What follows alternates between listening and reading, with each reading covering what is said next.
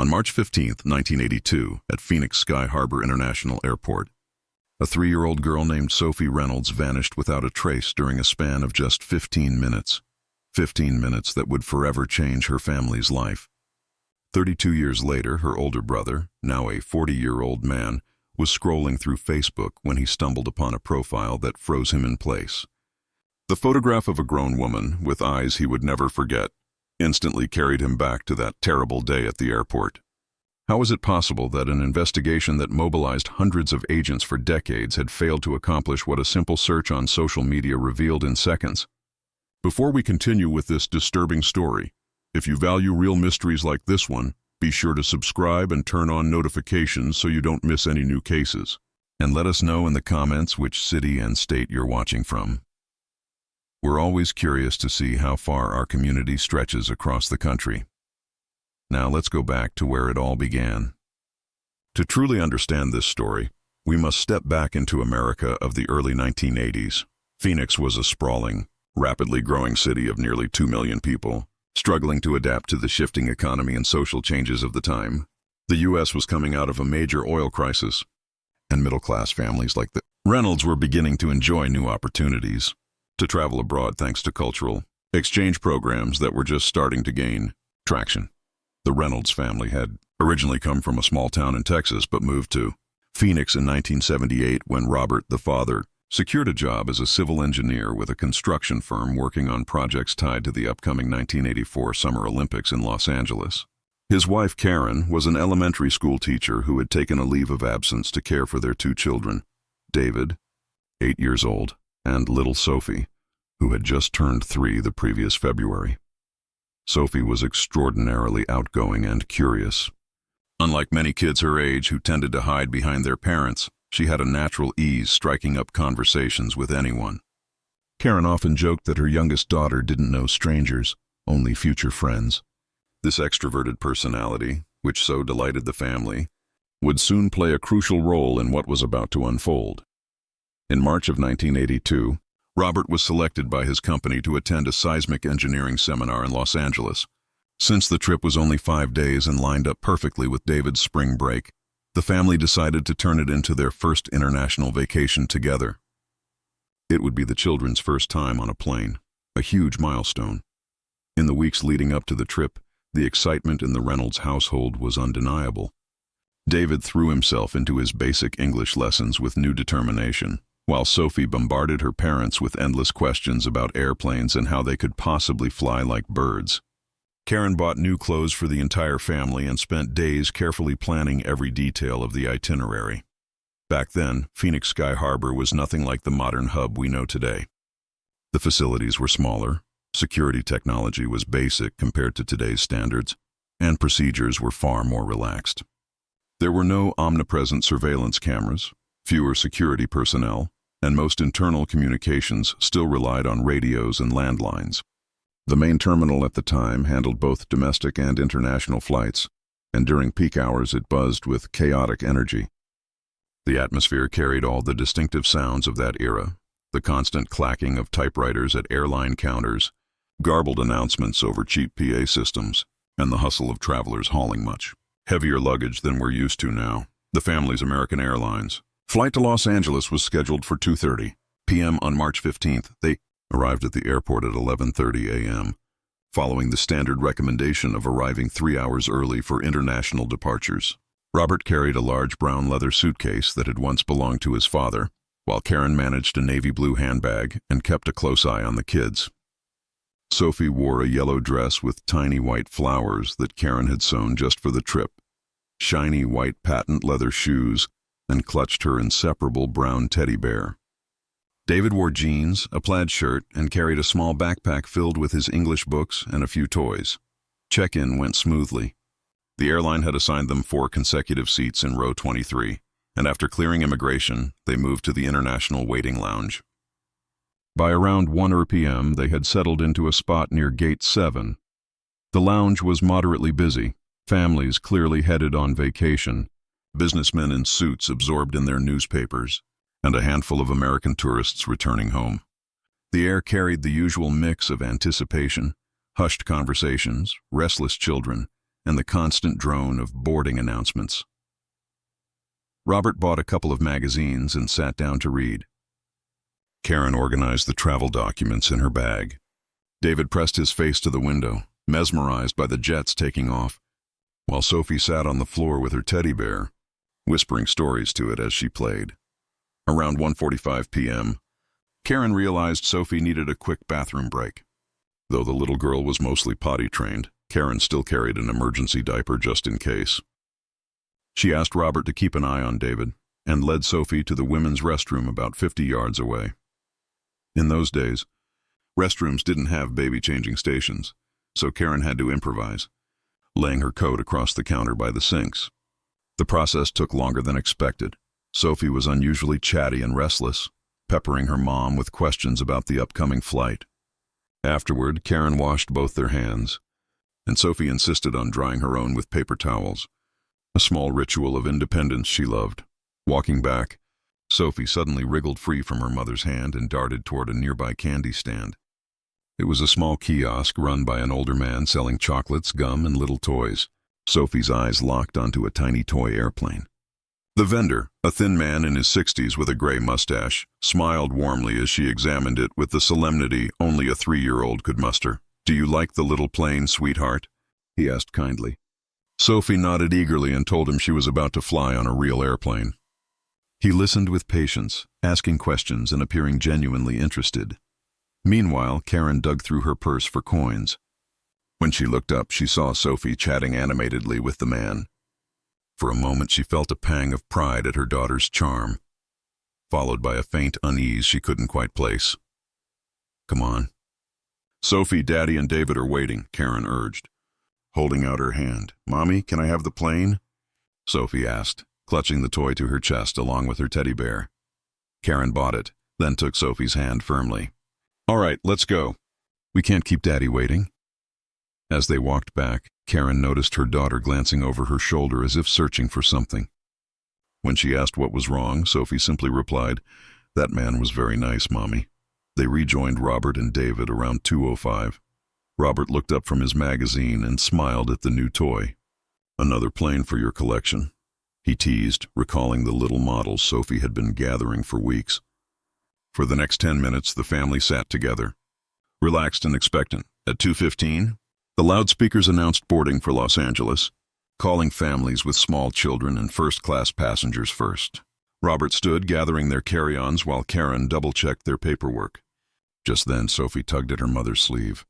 "I need to go potty," she whispered urgently. "But we just went." "Sweetheart," Karen said, trying to mask her exasperation, "I really need to."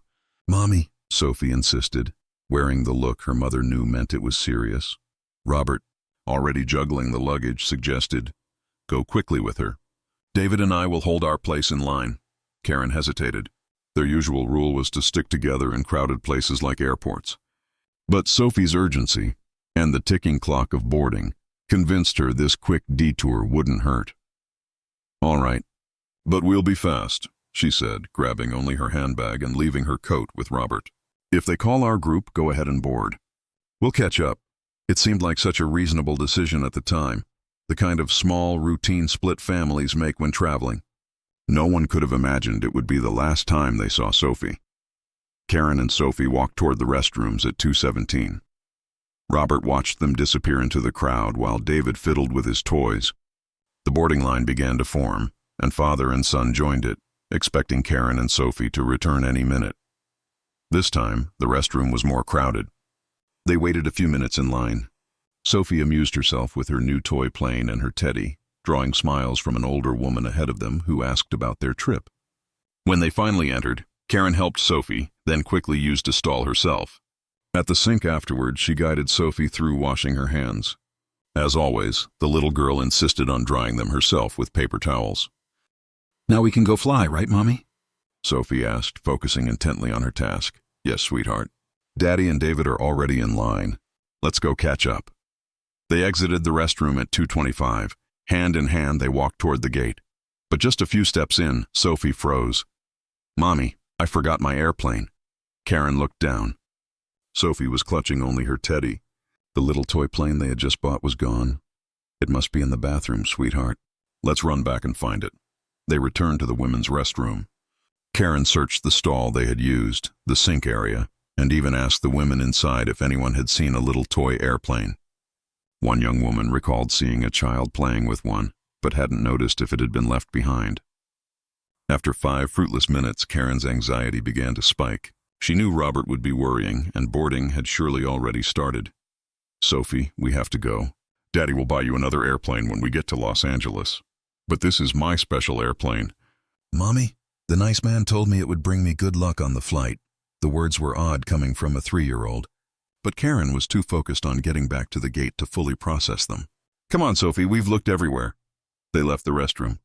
Karen hurried along, almost pulling Sophie by the hand, when the little girl suddenly stopped again. There it is. Karen followed her daughter's pointing finger and saw the tiny toy airplane lying on the floor, just a few feet from the candy stand where they'd bought it. Sophie must have dropped it when they first walked away. "Wait right here, Sophie. Don't move. I'll grab it for you." It was barely 10 yards away. Karen could see her daughter clearly as she stooped to pick up the toy. The instruction had been simple and direct: stay put until Mommy came back. She bent down, scooped the little plane off the floor, and turned around. The entire process took less than 30 seconds. Sophie was gone. A surge of adrenaline shot through Karen. Her eyes darted frantically across the crowded terminal. People streamed in every direction, luggage wheels rattling, voices overlapping, the constant hum of airport noise. "Sophie," she screamed, her voice slicing through the chaos. Heads turned. Karen ran in widening circles, shouting her daughter's name. She checked behind columns, inside nearby shops, asking every passerby if they'd seen a little girl in a yellow dress. The minutes that followed blurred into a surreal nightmare. Karen's cries grew more desperate as strangers began to step in, asking for descriptions, trying to help. By 2:40 p.m., 15 minutes since she had last seen Sophie, Karen stumbled back toward the gate where Robert and David were waiting. When Robert saw his wife running alone, shouting frantically, he instantly understood something terrible had happened. "Robert, Sophie's gone." "I can't find her!" Karen sobbed, her words breaking apart. Robert dropped the bags and pulled her into his arms, fighting to understand. David, who had been quietly playing, burst into tears at the sight of his parents' panic. Robert steadied himself. Years of engineering had trained him to remain calm under pressure, and now that instinct took over. He left David with Karen and immediately sought out airport security. In 1982, protocols for missing children in airports were nothing like they are today. There were no instant alert systems, no advanced tracking technology. Still, the American Airlines staff and airport security responded with the seriousness the situation demanded. The first officer Robert found was Deputy Commander Henry Lawson, a seasoned man with over 15 years of airport experience. Once Robert explained, Lawson immediately activated the procedures available at the time: alerts to all security posts, communication with airline staff to check for any unaccompanied minors boarding, and direct contact with the Central Security Office. By 2:50 p.m., just 10 minutes after the first alert, security personnel were already combing the public areas of the terminal. Every airline was asked to recheck passenger lists to ensure no child had boarded without the required paperwork. Immigration officers were instructed to heighten surveillance at exits. But there was a fundamental problem. In 1982, Phoenix Sky Harbor had multiple exit points, restricted areas with lax oversight, and far too few staff to cover everything at once. Surveillance cameras that might have tracked Sophie's movements didn't yet exist. Robert gave a detailed description. 3 years old, about 3 feet tall, light brown hair to her shoulders, green eyes, wearing a yellow dress with white flowers, white patent leather shoes carrying a brown teddy bear. He also warned she was extremely sociable and prone to chatting with strangers. Meanwhile, Karen had been taken to an airline office where Mrs. Vasquez, an employee, tried to calm her while gathering more details. Karen recounted every moment before Sophie vanished, clinging to each word in memory, desperate to find a clue. It was then she mentioned the candy stand vendor and Sophie's strange comment about the toy plane bringing her luck. Mrs. Vasquez noted it down and relayed it to security. Officers rushed to the candy stand, but when they arrived it was closed, and the vendor was gone. Nearby shopkeepers claimed to know nothing about him. The first lead vanished almost as quickly as it had appeared, its significance not truly understood until many years later. At 3:30 p.m., an hour after Sophie disappeared, the flight to Los Angeles departed, without the Reynolds family. Robert had already decided to cancel their trip and focus entirely on finding their daughter. In an uncommon gesture for the time, the airline waived cancellation fees and pledged full cooperation with authorities. By 4 p.m., the search had expanded. Federal jurisdiction brought in the FBI and airport police. The Arizona Attorney General's office was also contacted to coordinate in case Sophie had already been taken off airport grounds. The lead investigator, Special Agent Charles Rowe, was a meticulous man with experience handling kidnapping cases. His first question was whether the family had any known enemies, or any reason someone might want to target them. Robert and Karen were adamant. They had no enemies, no threats, no family or work disputes that could explain a deliberate kidnapping. Their lives were ordinary, peaceful. That left Agent Rowe with two likely scenarios: an opportunistic abduction or an illegal adoption case. In the early 1980s, underground adoption networks were more common than most people realized, and airports, with their constant flow of people and ease of departure, were vulnerable points. The search quickly extended beyond the airport. Alerts went out to police stations across Phoenix and surrounding counties. Sophie's description was distributed to hospitals, shelters, and any institution that might encounter missing or abandoned children. But technology was a severe limitation. In 1982, there were no instant communications, no internet. Information moved by phone and radio. Fax machines were scarce. Distributing photographs in real time was impossible. Everything relied on human memory and word of mouth. By nightfall, after nearly 8 hours of exhaustive searching, there was still no solid lead on Sophie's whereabouts. The Reynolds family spent that first night in a hotel near the airport, refusing to return home, clinging to hope that news might come at any moment. That night, David, who had witnessed the chaos and despair, turned to his father. "Daddy, Sophie's coming back tomorrow, right?" Robert, with no words left, could only hug his son tightly and promise they would never stop searching. It was a promise that would define the next 32 years of their lives. The days that followed fell into a surreal cycle of hope and despair. Robert took indefinite leave from work. Karen abandoned her plans to return to teaching. Their lives narrowed to a single mission: find Sophie. During the first week, the investigation remained intense. Agent Rowe and his team interviewed hundreds of people who had been at the airport that afternoon. They reviewed passenger lists from every flight after 2:30, contacted airlines to check for minors traveling with suspicious paperwork, and coordinated with authorities in Los Angeles, Houston, and other U.S. airports that had direct connections. But every lead hit a dead end. No records showed a minor traveling alone or with irregular documents. U.S. immigration flagged nothing unusual. Airport employees interviewed couldn't recall seeing a little girl matching Sophie's description after 2:30. The search for the candy stand vendor became a particular frustration. A deeper investigation revealed no official record of a candy stand at the spot Karen remembered. Other merchants said they knew of no older man with a gray mustache selling sweets. The inconsistency sparked doubts about Karen's memory. Extreme stress and confusion might have distorted what she recalled. Yet the toy airplane, tangible in her hand, proved that the purchase had indeed taken place. By the second month, media attention surged. Phoenix newspapers ran the story, and national television picked it up. The most recent photo of Sophie, taken at her birthday party in February, began circulating widely. The coverage generated hundreds of calls from people claiming to have seen a girl resembling her. Each tip had to be followed with painstaking care. Entire families traveled to remote towns chasing leads that always collapsed into heartbreak. A girl in Denver, another in El Paso, another in San Diego. Each report fueled fragile hope, then crushing disappointment when it wasn't Sophie. David, who had just begun 4th grade in March, had to be moved to a new school due to relentless media and community attention. Other children didn't fully understand, but knew something terrible had happened. Some parents, well-meaning but misguided, told their kids to take care of David. He lost his little sister. The psychological toll on him was immediate.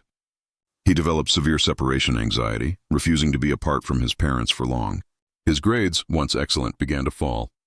At night, He often woke screaming from nightmares where he too vanished in public places. Karen slipped into a state of functional depression. She managed daily routines but could no longer feel joy.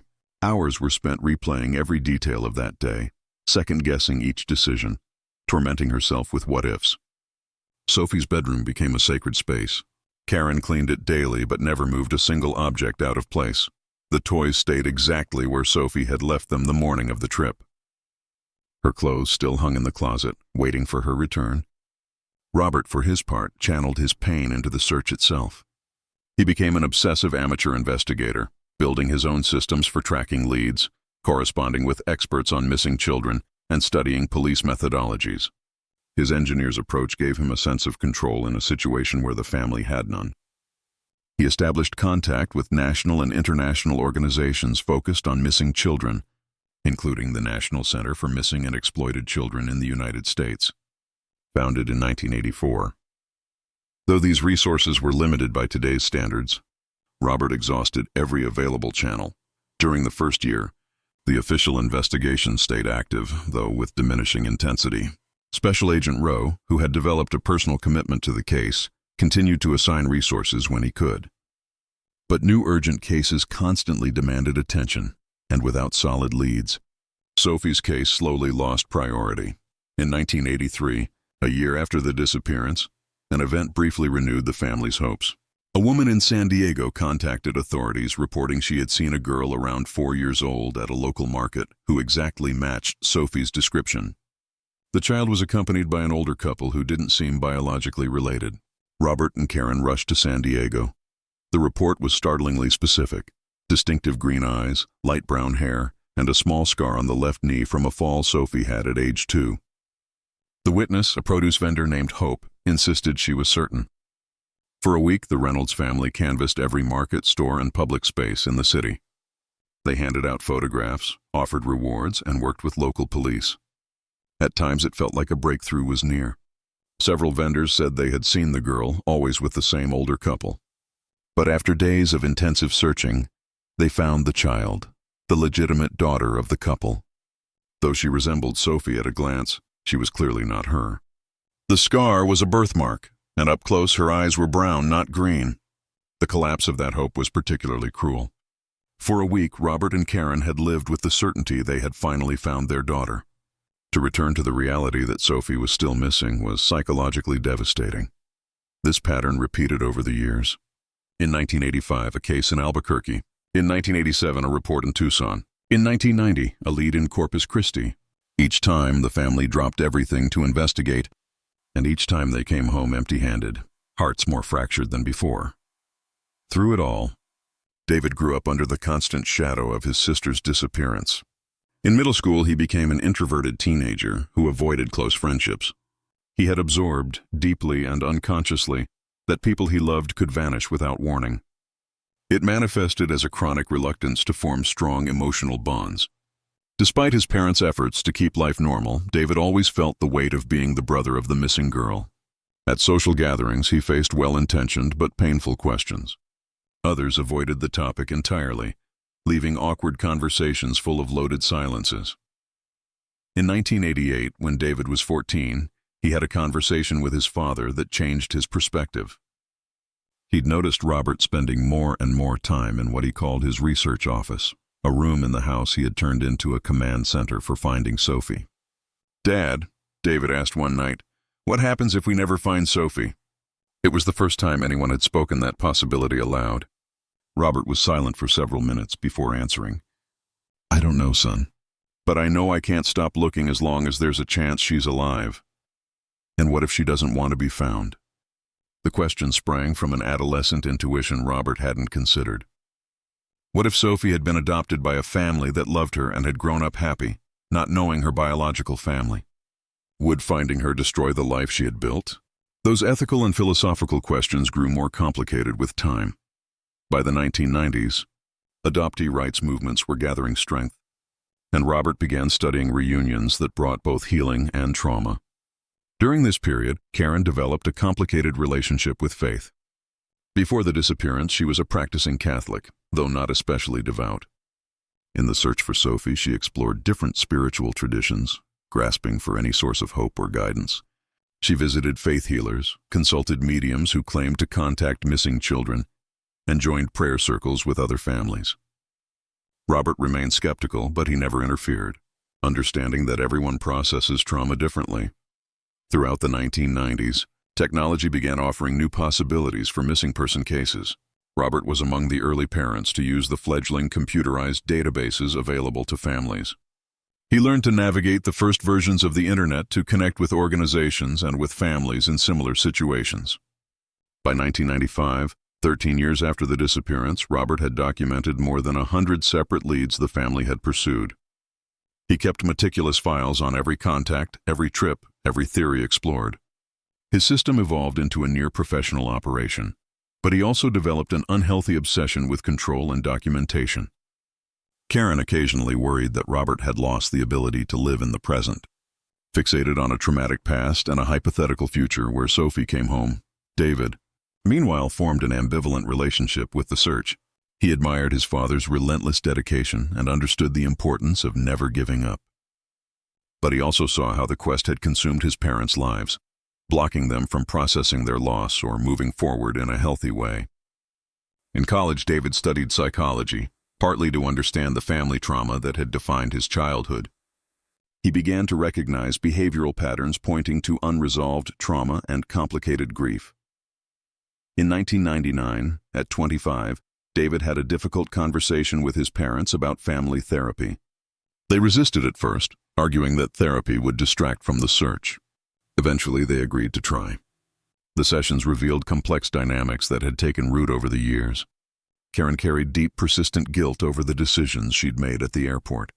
Robert channeled his pain into compulsive activity to avoid facing the possibility that Sophie might be dead. David had grown up feeling responsible for keeping his parents emotionally stable, a burden no child should bear. Therapy offered tools to cope, but true resolution never came. How does a family find closure when the core of their trauma remains unresolved? In the early 2000s, Robert embraced new internet tools with renewed energy. He built a website dedicated to Sophie's case, joined forums for families of the missing, and began using the first online people search databases. In 2004, 22 years after the disappearance, he uncovered something that reframed the case. Through contacts in advocacy groups, he obtained studies on illegal adoption practices in the 1980s. The findings were disturbing. That decade saw networks quietly moving children through malls, airports, and other crowded public places, sometimes funneling them into illicit adoptions. The patterns aligned eerily with Sophie's disappearance. Outgoing toddlers selected in public, momentarily separated from parents by distraction or deceit, then moved quickly before an effective search could begin. The theory suggested Sophie might have been placed into an illegal adoption domestically, growing up under a completely different identity, possibly unaware of her origins. The implications were both hopeful and terrifying. On one hand, she could be alive and well cared for. On the other, finding her might be impossible unless she herself began to seek her history. Robert studied cases of adoptees who discovered their birth families as adults, often when they had children of their own or faced identity crises in their 20s or 30s. If Sophie was born in 1979, by the mid-2000s, she would have been a young woman of about 25, right at the age when many adoptees start asking questions. This realization shifted Robert's strategy. Instead of only searching for a missing child, he began searching for a grown woman who might be looking for her biological family. He used early family finding sites, registered Sophie's data in adoption databases, and monitored forums where adoptees discussed their searches. During this time, David launched his career as a clinical psychologist. His focus on family trauma wasn't coincidental. He wanted to help other families in crises like his own. The work gave him a unique perspective on his sister's case. He saw daily how trauma reshaped families and developed a deep understanding of ambiguous loss, the agony of not knowing whether a loved one is alive or dead.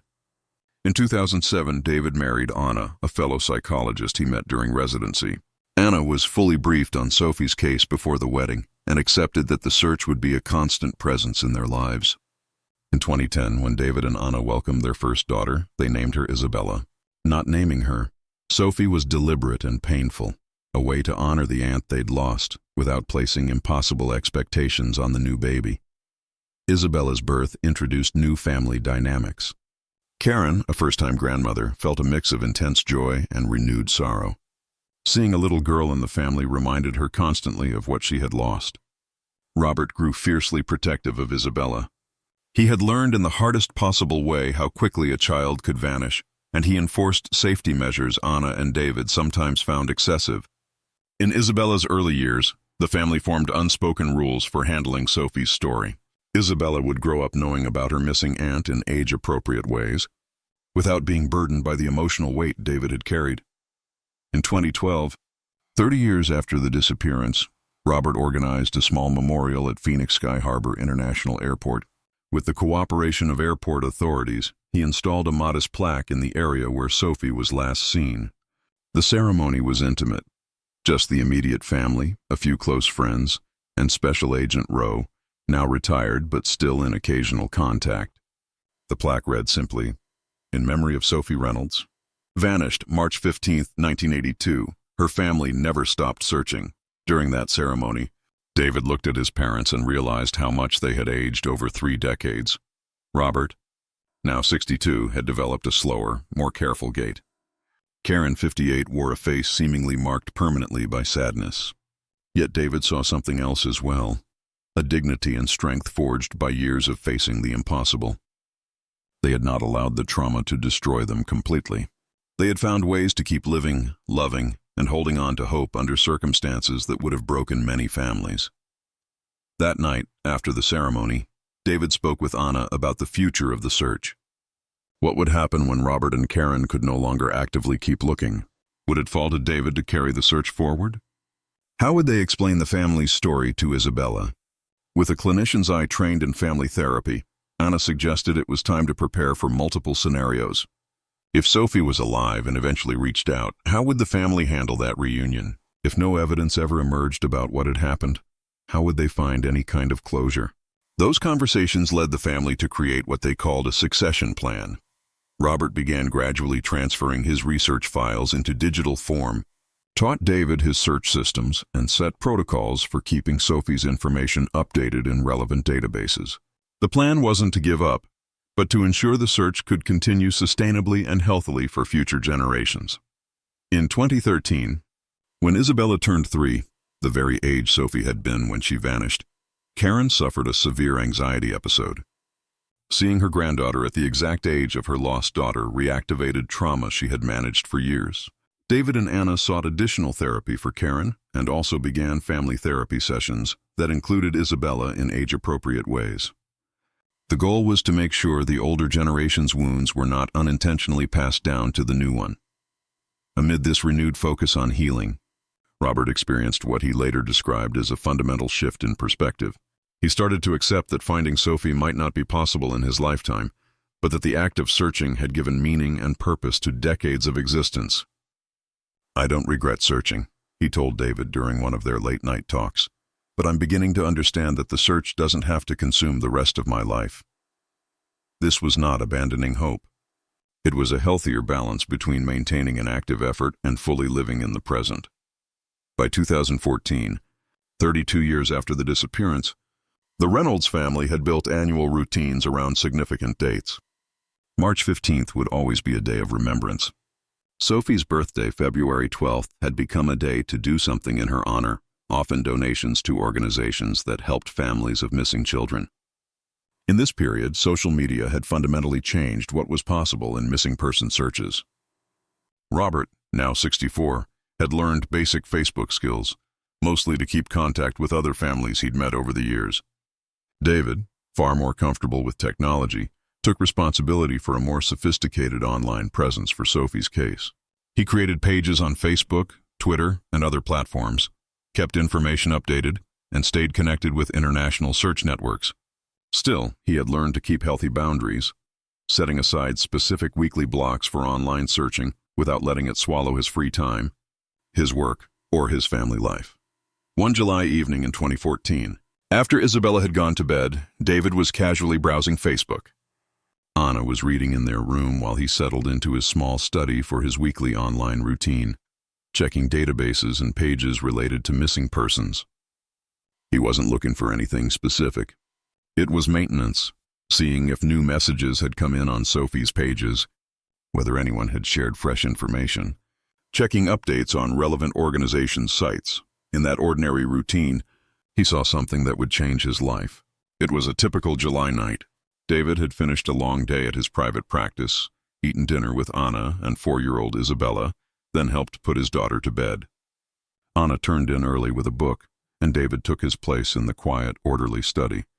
Shelves of psychology texts, a few binders on Sophie's case, his computer. On the walls hung family photos, including the last picture taken of Sophie before she disappeared. Her 3rd birthday, smiling as she blew out candles on a homemade cake. He opened Facebook and followed his usual sequence. Checked the official pages he maintained. Scanned for messages or comments, then moved to broader searches using different keyword combinations. Over the years, he had developed a method. He used variations on the name Sophie, approximate birth years, cities where she might be living, and terms connected to adoption or biological family searches. That night, he tried something slightly different. Instead of searching specifically for Sophie, he looked for profiles of women born around 1979 who mentioned being adopted or seeking information about Mexican origins. He tried that approach occasionally, but never systematically. The logic was obvious. If Sophie had been adopted and raised under another name, searching only for Sophie would likely fail. After scanning several profiles without anything promising, he widened the search. He began looking for women who had posted childhood photos, hoping to spot a physical resemblance. It was a long, mostly fruitless process. Most profiles clearly had no connection to Sophie's case. David had learned patience. Finding something relevant meant combing through hundreds of irrelevant pages. Around 10:30 p.m., a profile stopped him cold. The name on it was Sophie Hamilton, and the main photo showed a woman in her mid-30s with light brown hair and eyes that felt familiar. It wasn't the main photo that hooked him, but an image in the photos section. A little girl, maybe 3 or 4, sitting in what looked like a park. The child had distinctive green eyes, light brown shoulder-length hair, and a smile David recognized instantly.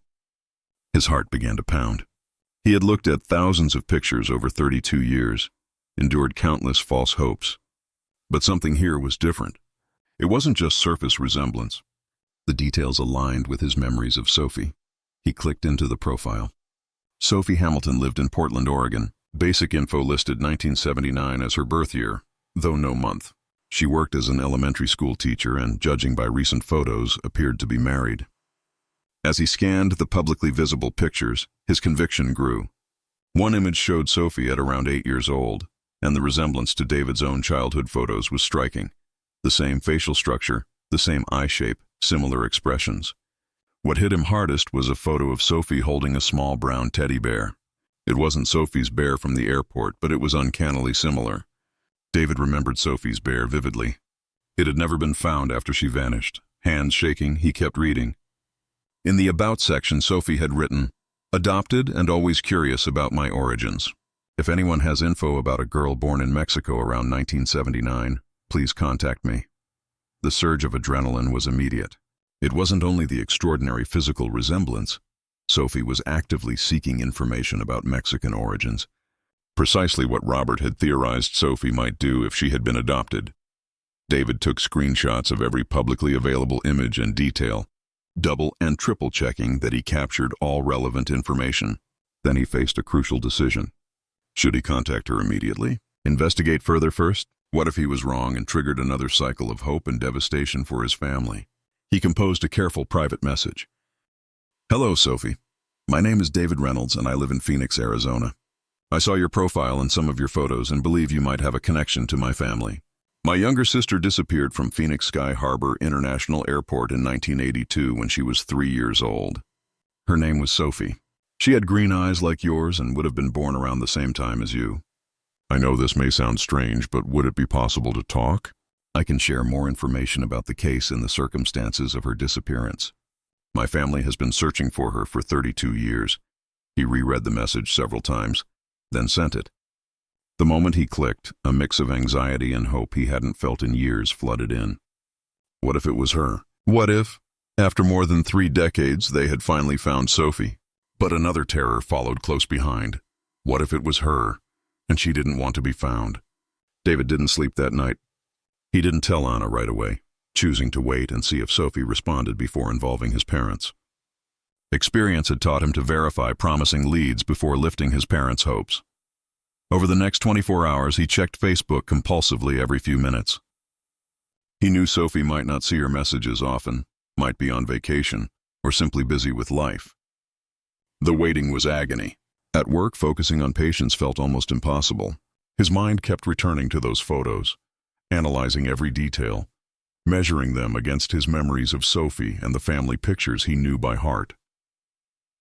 That evening, Anna noticed how distracted he was at dinner. "Everything okay?" she asked as Isabella pushed food around her plate. "You look worried," David debated telling her or waiting for more information. He finally shared what he'd found, needing her perspective but asking her to keep it between them until they knew more. When he showed her the photos, Anna immediately understood why he was shaken. The resemblance was striking, and the circumstances, right age, adopted, seeking Mexican roots, were extraordinarily aligned. "Are you going to tell your parents?" she asked.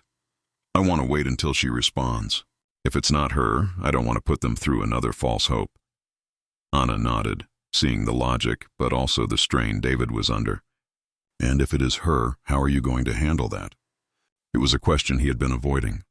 If Sophie Hamilton truly was Sophie, it meant she had lived an entirely different life for 32 years, with her own family, identity, memories, and relationships. How would that integrate with the family that had searched for her for more than 3 decades? By the second day, without a reply, David began to wonder if he'd made a mistake contacting Sophie directly. Maybe he should have investigated more before sending the message. Maybe it had sounded too strange or threatening and she'd decided to ignore it. But on the 3rd day, when David checked Facebook in the morning before work, there was a reply. "Hi, David. Your message was completely unexpected and honestly kept me up for 2 nights. I've been thinking about how to respond. You're right that the circumstances you describe are similar to my situation. I was adopted when I was very young, and my adoptive parents were always honest that I came from Mexico, though they never knew the specific circumstances. I've been looking for information about my origins for years, but I've never found anything concrete. Would it be possible to talk on the phone? This feels too important to handle by text. My number is..." David read it 3 times before the full reality set in. Sophie Hamilton had answered, and her reply suggested a real possibility she could be Sophie. She had been adopted from Mexico as a small child. She was searching for her roots and wanted to talk directly. With trembling hands, he saved the phone number and sent an immediate response. "Thank you so much for replying. I understand how overwhelming this must be. I'm available to talk whenever it's convenient for you. I have a lot of information about my sister's case that I can share, including photographs and specific details about the circumstances of her disappearance." He decided to call that evening, calculating the time difference between Phoenix and Portland. At 8:00 p.m. in Arizona, it would be 6:00 p.m. in Oregon, reasonable for a call. The rest of the day, David could barely focus on anything else. At his practice, he apologized to several patients for his distraction. Anna chose to stay home with Isabella that evening to be there for David during what might be one of the most important conversations of his life. At exactly 8 p.m., David dialed. His heart pounded so hard he could hear it in his ears. "Hello," a woman answered, with a slight American lilt. "Hi, Sophie. It's David. David Reynolds, the one who contacted you on Facebook." "Yes. Hi, David. Thank you for calling. Honestly, I'm not sure how to start this conversation." Her voice was soft, a little nervous. David immediately noticed a distinctive quality that faintly reminded him of Karen's voice when she was young, though he knew that might be his imagination projecting what he wanted to hear. "I completely understand. This must feel very strange. Would it be all right if I tell you a little about what happened to my sister, and then you can share what you know about your adoption?" "Yes, that sounds good." David began to recount Sophie's disappearance, the planned trip to Los Angeles, the events at Phoenix Sky Harbor, the last moments when Karen lost sight of her. As he spoke, Sophie occasionally asked specific questions or requested clarifications. "You said your sister was carrying a teddy bear?" Sophie asked when David mentioned the item Sophie had with her. "Yes, a small brown teddy. It was her favorite." She just called it Bear. Why do you ask? There was a long pause. I have a teddy bear I've had for as long as I can remember. My adoptive parents always said I came with it when I arrived at their home. It's brown and pretty worn after all these years. A jolt ran through David. Could you describe it? It's small, about the size of my hand. It has black button eyes and a stitched nose. One ear is a little more worn than the other because I used to rub that spot when I was little. The description matched Sophie's bear exactly. David remembered how she rubbed the left ear when she was nervous or tired. Sophie, would you mind if I send you some photos of my sister? Maybe you'll recognize something. Yes, please. And I can send you some of me as a child if that helps. After the call, nearly 2 hours long, David immediately began organizing the clearest photos of Sophie to email. He selected images from different angles and ages, including the last one taken before the airport trip. While he waited for Sophie's childhood photos, he decided it was time to tell his parents. The circumstantial evidence felt too strong to keep to himself, and they needed to be ready for the possibility that Sophie had been found. He called Robert and asked him to bring Karen to the house that night. It's about Sophie, he said simply. I think I found something important. When Robert and Karen arrived an hour later, David carefully showed them Sophie Hamilton's photos and relayed the phone conversation. Karen sat in silence, studying each picture with an intensity David hadn't seen in years. The eyes, Karen finally whispered. She has exactly Sophie's eyes. Robert, ever analytical, asked precise questions about dates, the adoption circumstances, and details Sophie had shared. 3 decades of amateur investigation showed in his methodical approach. Did she mention any specific memories from before the adoption? Robert asked. She says she doesn't remember clearly before age 4 or 5, but she told me something interesting. She's always been afraid of airports and doesn't know why. Airports specifically make her anxious. Karen jolted visibly. Afraid of airports. Specifically airports, David emphasized. That's what she said. She also mentioned she talks in her sleep in what her adoptive parents thought was Spanish, even though she never studied the language formally until high school. The evidence was piling up convincingly, but Robert kept his characteristic caution. Too many false hopes had taught him not to believe fully without further verification. We need more, Robert said. Does she know anything about the specifics of her adoption? Who adopted her? How did she enter the United States? David had asked those same questions. Sophie had explained she'd been adopted by Robert and Linda Hamilton, a pair of teachers in Portland who couldn't have biological children. They'd adopted through an agency that handled international adoptions, but the agency had closed in the 1990s and the files were gone. What Sophie did know was that she arrived in the U.S. in April 1982, roughly 1 month after Sophie disappeared. The adoption had been processed quickly, unusual even then. April 1982, Robert repeated, 1 month after March 15th. And there's more, David continued. She said that as a little girl in the early years after the adoption, she would sometimes ask for Mommy Karen and Daddy Robert. But her adoptive parents thought she was making up imaginary friends. Karen began to cry. After 32 years, to hear that her lost daughter might have remembered their names was overwhelming. Robert, however, stayed practical. We need additional verification. Would she be willing to do a DNA test? David had already raised it with Sophie, and she agreed. In fact, she'd suggested it herself as the only way to be completely certain. She wanted to be sure as much as they did. She'd been searching for her biological family for years and didn't want to build false hope either. Over the next few days, the Reynolds family and Sophie Hamilton coordinated DNA tests through an international company that could process samples from different locations. The process would take about 2 weeks for definitive results. While they waited, David and Sophie continued talking daily, exchanging photos, family stories, and memories. Sophie sent pictures of her teddy bear, extraordinarily similar to Sophie's, though not identical. She shared details of her life. She'd studied elementary education, specialized in working with children from immigrant families, and felt a special connection to Mexican culture she'd never been able to fully explain. She spoke fluent Spanish, though she'd only begun formal study in high school. During this period, Karen rode waves of intense hope and crushing anxiety. After 3 decades of searching, the possibility that Sophie had finally been found felt almost too much to bear. Robert buried himself in investigating Sophie's adoption details, using his contacts in missing children organizations to verify information about the agency.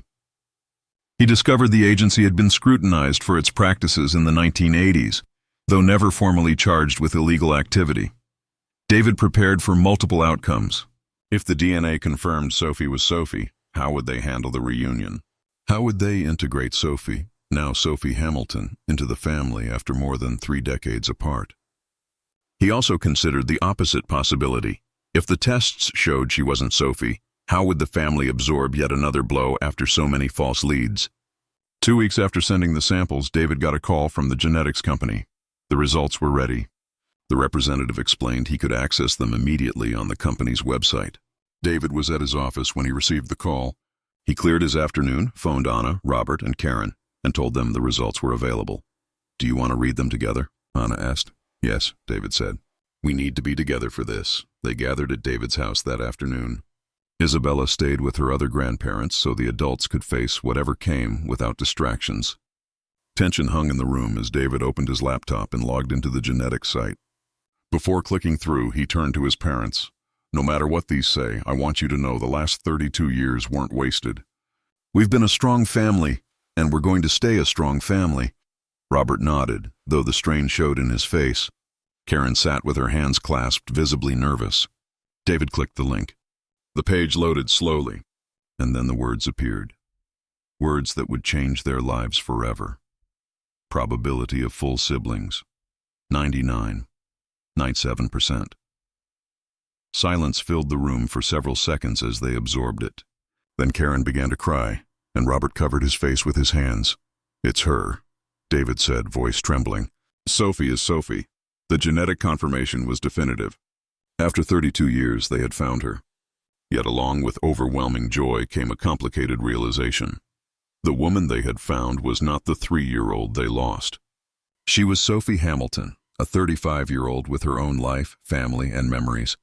The reunification would be more complex than any of them had fully imagined.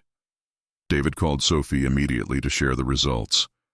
Her reaction was similar, joy mixed with overload. "I can't believe this is real," Sophie said over the phone.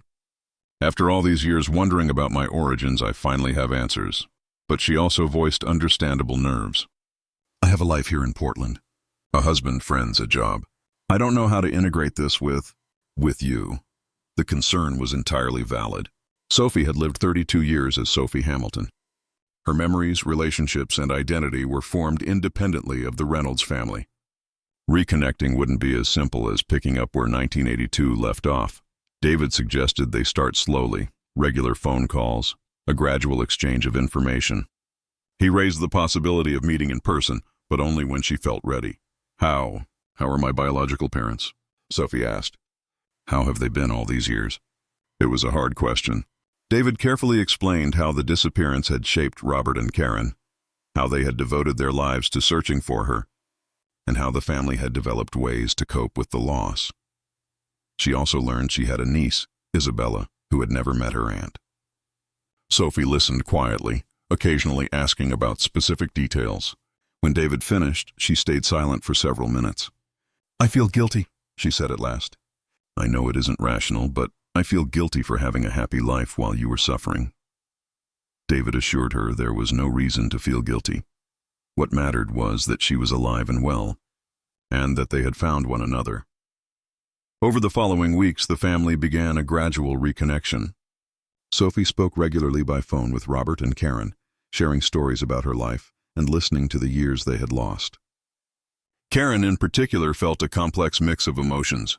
On one hand, she was euphoric knowing Sophie was alive and had been well cared for. On the other, she wrestled with the pain of years that could never be recovered. Robert focused on practicalities.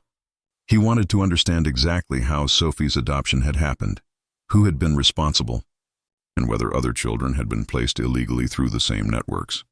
Through conversations with Sophie, the family started to piece together what had likely happened at the airport in 1982. Sophie had no conscious memory of the disappearance, but in memory recovery therapy, she had accessed brief fragments from very early childhood. She vaguely recalled being in a loud, crowded place, feeling scared, and being with people she didn't know. She also had fragmentary images of a plane ride where she cried a lot and someone gave her medicine that made her sleep. These memories aligned with Robert's theory about illegal adoption networks operating in airports. Sophie had likely been selected because she was sociable and briefly separated from her mother. Someone had distracted her long enough to draw her away from where Karen had left her, then moved her quickly out of the terminal. The speed of her adoption in the United States suggested an organized network with prearranged adoptive families willing to accept children without asking many questions about their origins. Robert and Linda Hamilton. Sophie's adoptive parents had passed away years earlier, but Sophie remained in touch with other relatives who confirmed the adoption had been handled by an agency that promised quick placements for Mexican children who urgently needed homes. This brought partial closure about the circumstances, though many specifics would likely never be fully known. 3 months after the DNA confirmation, Sophie decided she was ready to meet in person. She planned a trip to Phoenix to meet her biological family face to face. The Reynolds family spent weeks preparing. Karen organized the house obsessively. She cooked every dish she remembered little Sophie loving and assembled photo albums documenting the 32 years Sophie had missed. Robert compiled all the materials he'd gathered over the decades: newspaper clippings, police reports, correspondence with missing children organizations. He wanted Sophie to understand the full extent of their efforts. David focused on preparing everyone emotionally, including Isabella, for a reunion that would be joyful and also potentially overwhelming. On March 15, 2015, exactly 33 years after Sophie vanished, Sophie Hamilton arrived at Phoenix Sky Harbor International Airport to meet her biological family. The irony of the location was not lost on anyone. The place where they lost Sophie would become the place where they found Sophie. David, Anna, Robert, and Karen waited in the International Arrivals Hall.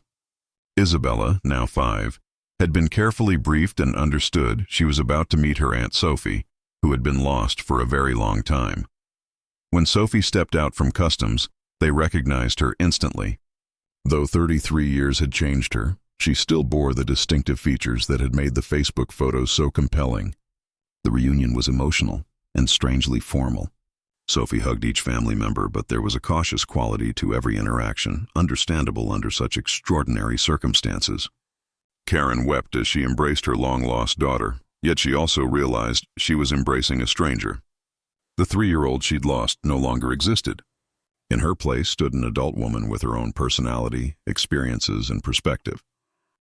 True to form, Robert had planned a detailed itinerary for Sophie's week-long visit, eager to show her every place of early significance: the house they'd lived in before the disappearance, the school she would have attended.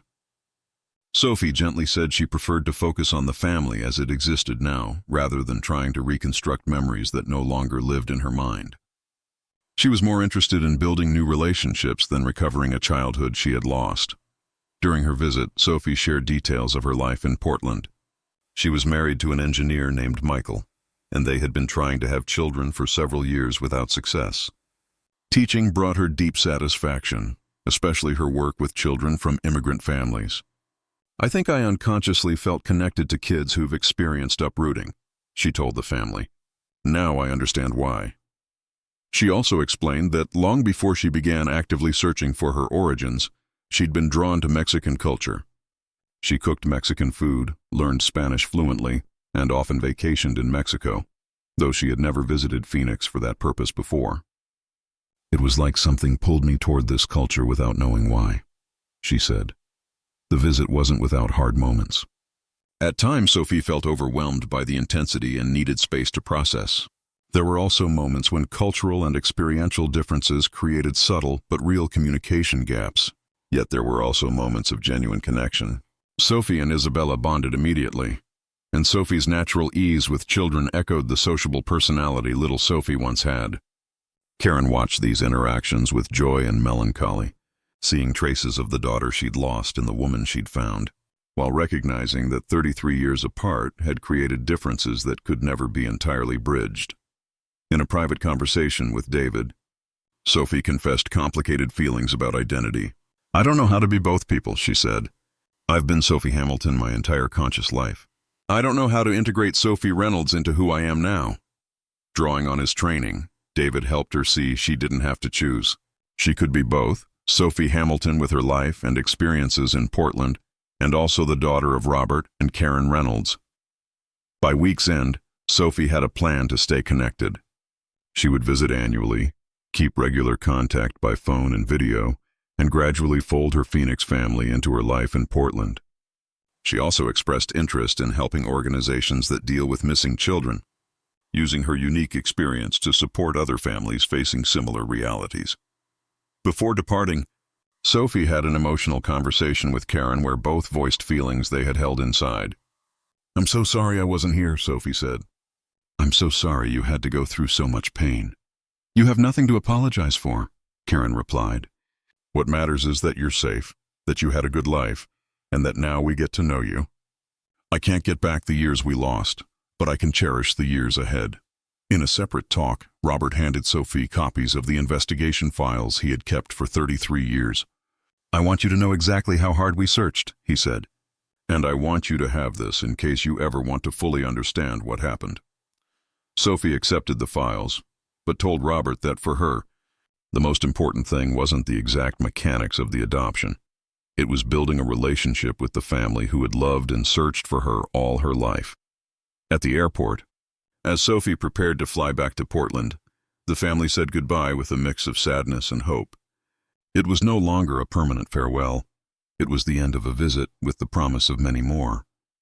David reflected on how different this moment was from the traumatic day in 1982 at the very same airport. This time, everyone knew exactly where Sophie was going, when she would return, and how to stay in touch. In the months that followed, the family established new routines that included Sophie. Weekly calls, photo sharing, and planning future visits became part of ordinary life. Sophie kept her promise to get involved with missing children organizations. Her unique story, a missing child reunited with her family after more than 3 decades, offered hope to others. Living through the same nightmare, Robert was finally able to close his 33-year investigation. He had achieved what he set out to do, find his daughter. But he also learned that finding is not the same as restoring. The lost years could not be recovered, but new memories and relationships could be built. Karen formed a particularly close bond with Sophie, while also grieving the little girl she would never get back. With therapy, she learned to cherish the extraordinary woman Sophie had become, rather than mourn the childhood they had missed together. David became the primary bridge between Sophie and the rest of the family, helping navigate the emotional and logistical complexities of maintaining family ties across states and cultures. A year after the reunion, Sophie announced she was pregnant. Her first child would be born in 2016, and she had decided his middle name would be Robert, in honor of the grandfather who never stopped searching. The news added a new dimension to the family's connections. Robert and Karen would be grandparents to a grandson living in Portland who, from birth, would know his Phoenix family story. Isabella, now 6, was thrilled to have a cousin and had begun studying English more diligently so she could communicate easily with him as he grew. During the pregnancy, the family planned for Sophie and her husband Michael to come to Phoenix so the baby could meet his extended family soon after birth. They also arranged for Robert and Karen to visit Portland regularly to build a close relationship with their grandson.